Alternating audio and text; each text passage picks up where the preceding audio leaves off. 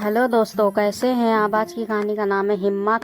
तुम्हें कितनी बार बताया है मेरे तैयार होने से पहले मेरा नाश्ता तैयार हो जाना चाहिए। शादी के 20 साल बाद भी मुझे क्यों बार बार एक ही बात बतानी पड़ती। संगीता, तुम्हें तो आराम से घर पर रहोगी, मुझे काम पर जाना पड़ता। तुम हो कि हमेशा बेवकूफ़ों जैसी हरकत करती है। अगर तुम ये जानबूझकर करती हो तो याद रखना, मुझसे बुरा कोई नहीं होगा। आज भी विनोद का पारा चढ़ा हुआ था। इन कटु शब्दों में अपना गुस्सा उतारते हुए गीला तौलिया कुर्सी पर फेंकते हुए विनोद गुस्से से संगीता की तरफ देखने लगा।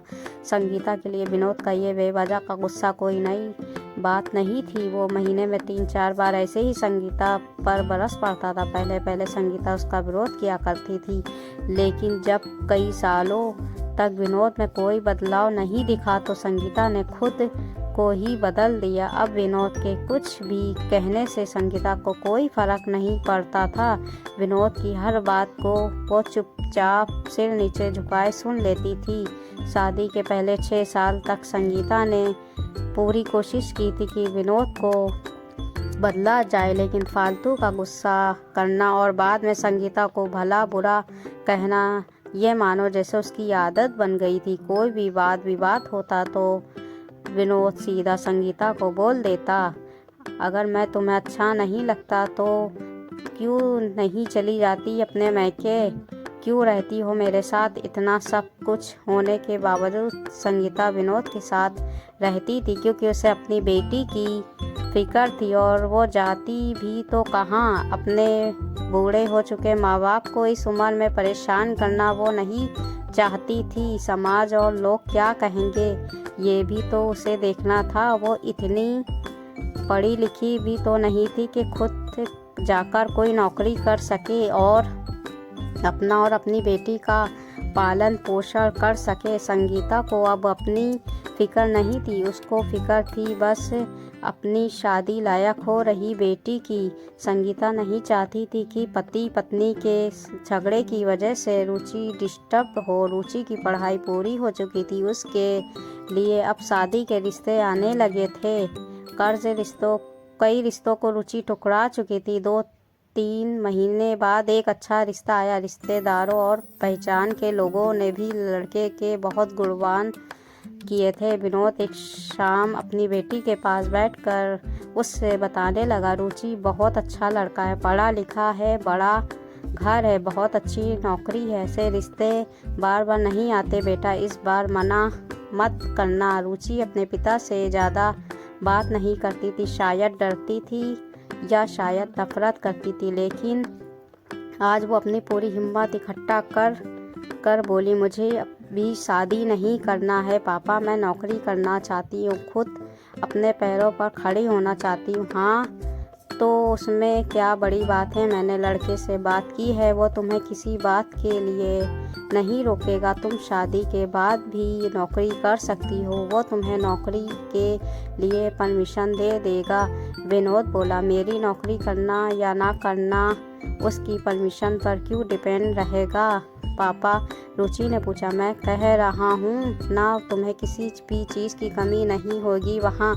ऐसे रिश्ते बार बार नहीं आते, इसे ठुकरा मत, बहुत खुश रहोगी तुम वहाँ। विनोद बोला, पापा क्या मैं इतनी ही खुश रहूँगी जितनी मम्मी इस घर में खुश है। रुचि ने तंज कसते हुए कहा, आज तुम्हारी जबान कुछ ज़्यादा नहीं चल रही। विनोद गुस्से से आंखें बड़ी करते हुए बोला, पापा मुझे शादी ही नहीं करनी, क्योंकि शादी के बाद अगर वो लड़का आपके जैसा निकला तो मैं क्या करूँगी। मुझे आपके जैसा जीवन साथी नहीं चाहिए जो बिना बात के मुझ पर हमेशा चिल्लाए। मुझे कुछ भी अपनी पसंद का लेना हो तो 10 बार सोचना पड़े, कहीं वो नाराज़ ना हो जाए।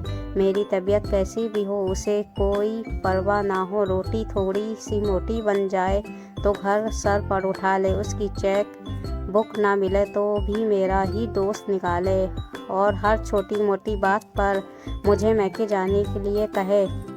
रुचि ने अपना दिल खाली करते हुए पापा से सब कुछ कह दिया। विनोद का गुस्सा 7वें आसमान पर था, लेकिन उसके मुंह से एक भी शब्द नहीं फूट रहा था। वो रुचि की बातें सुन रहा था। रुचि उतना ही बोलकर चुप नहीं हुई। आज पहली बार वो अपने पापा के सामने इतना कुछ बोल रही थी, पापा आपने माँ के साथ हमेशा गलत व्यवहार किया है। आप अपने ऑफिस का गुस्सा बिना सोचे समझे माँ पर उतार देते हैं। कभी इस बात की परवाह भी नहीं करते कि उन्हें कैसा लगता होगा। आपकी बातें सुन कर माँ ने अपना स्वाभिमान खो दिया। विनोद आज पहली बार अपने किए बर्ताव को महसूस कर पा रहा था। वो इतना ही बोल पाया, जो तुम्हारा मन है वो करो, मैं तो इतना बुरा हूँ ना। रुचि ने विनोद का हाथ पकड़ा और बोली, पापा मुझे सिर्फ एक सवाल का जवाब दे दो, क्या आप चाहेंगी कि मेरा पति आपके जैसा हो? अगर आपका जवाब हाँ है तो कर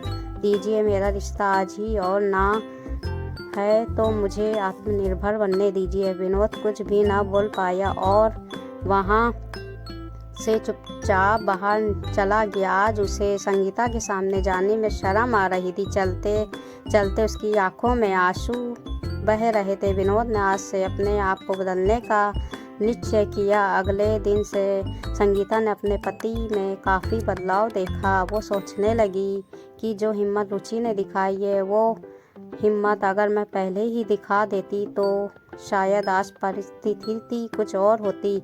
अब रुचि पढ़ लिख कर अच्छी नौकरी करने लगी थी और 3 साल बाद उसके लिए एक अच्छा सा रिश्ता आया। और उसकी विदाई पर विनोद बोला, बेटा तू हमेशा खुश रहेगी क्योंकि तेरा पति तेरे बाप जैसा नहीं है। विनोद की ये बात सुनकर संगीता और रुचि की आंखों से आंसू बहने लगे। ये स्टोरी आपको कैसी लगी?